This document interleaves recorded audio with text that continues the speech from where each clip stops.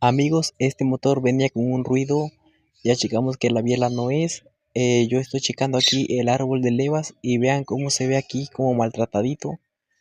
A ver, por ahí tiene una marca, a ver si se alcanza a ver por ahí. Voy a acomodar un poco para ver. A ver acá. Bueno, ahí vean, tiene una pequeña marca. Acá también tiene otra pequeña marca. Entonces, esto es lo que está generando ruido. Voy a cambiar árbol de levas, piñón de cigüeñal también.